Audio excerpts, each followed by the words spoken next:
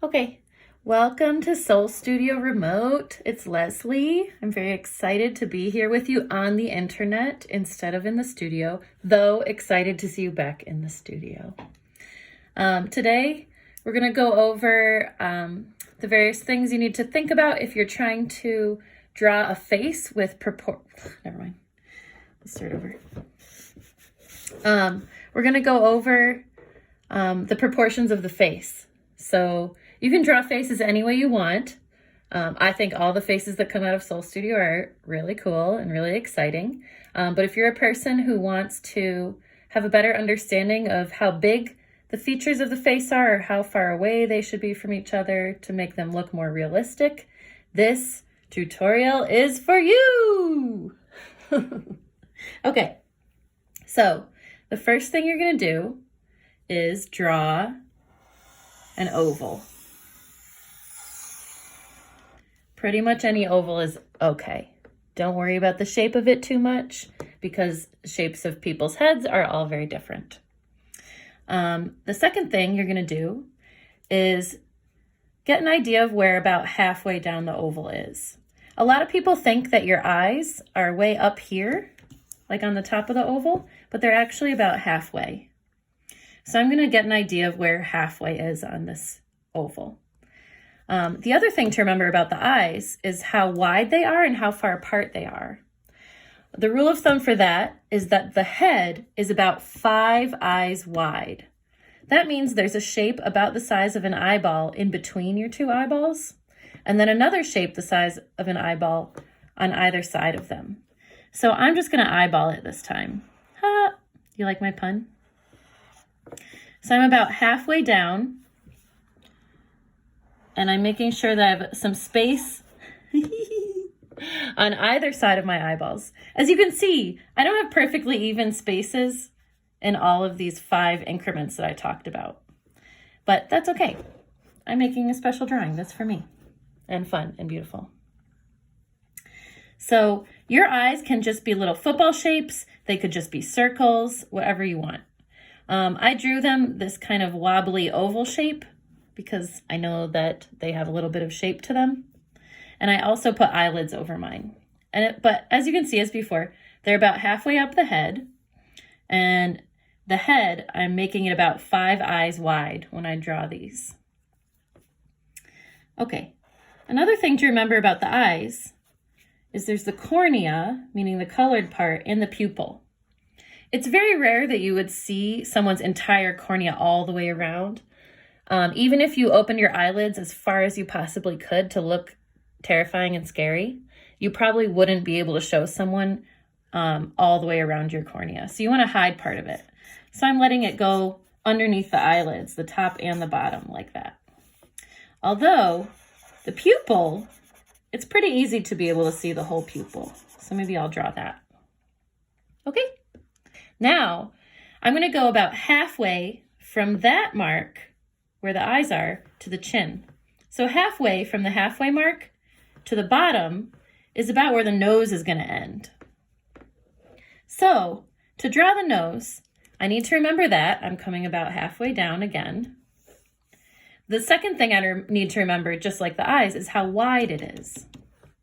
So, the nose is about 1 eye wide. It can be a little skinnier, a little more narrow. I think personally that the nose can change shape the most dramatically from person to person. The noses are all super, super different. But usually the nose would fall right between the 2 eyes. Like if you took the point of the eye and you came straight down, you get the side of one side of the nose. And then if I came straight down from the other one, I'd get the other side of the nose. The way I like to draw noses is the 2 nostrils and then the middle part, like that. There are a lot of different ways to draw noses. You could just draw a little U shape. You could draw a circle like Rudolph. You could draw one big U shape that goes all the way up here. I'm going to draw a little bit of this too, right? Some of those nose bones. Now the next part we're going to move on to is the mouth. Again, the mouth is about halfway from the bottom of the nose to the chin. So again, this time I'm not going to draw it, even though we have some photo reference for you to look at where I've marked those things. I don't draw it every time. I mostly just look at the drawing and make a guess. So this is about halfway down. I like to draw the bottom of the lips at that halfway mark. And then the top of the lips, I know kind of looks like that. You know, you have that little V shape at the very middle of your lips where they come together. The two halves come together. And the end of the lips come all the way out to this point that's just about beneath the middle of the eye, the pupil. So if I were to follow a line right from the pupil down here, that's where I'd see the corner of the mouth. I'm going to do the same thing over here. I'm going to follow that down and make a little point that I can connect it to. Right? There's the two lips together, but I need the little shape between them. And you can draw that shape straight across. You can do it any way you want, but I happen to know that it's a little bit wobbly like this. Something like that. Okay. Now the next thing you need is your ears.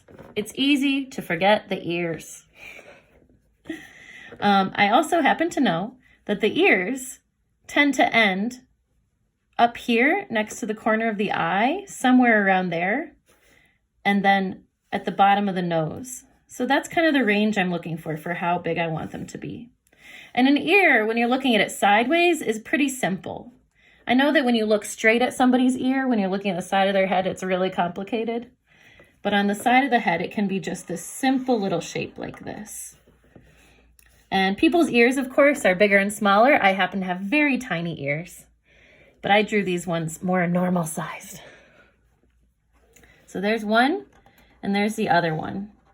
As you can see, those ears end about with the eye line here and with the nose line here.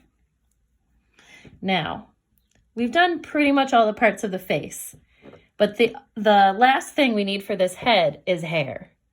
And there are 3 different types of hair that I can remember. Well, 3 that I have. Some people have beards and mustaches. I don't have that, so I don't think about it too much.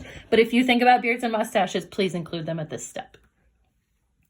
Anywho, the first type is the eyebrows. And people's eyebrows are really, really, really, really different. I think the eyebrows usually begin a little bit further past where the eye corner is there. They're a little bit arched, and then they come out a little bit further past the other end of the eye, right? So I'm going to start a little further in than the eye there, and I'm going to come out a little bit further past that one for this person's eyebrows.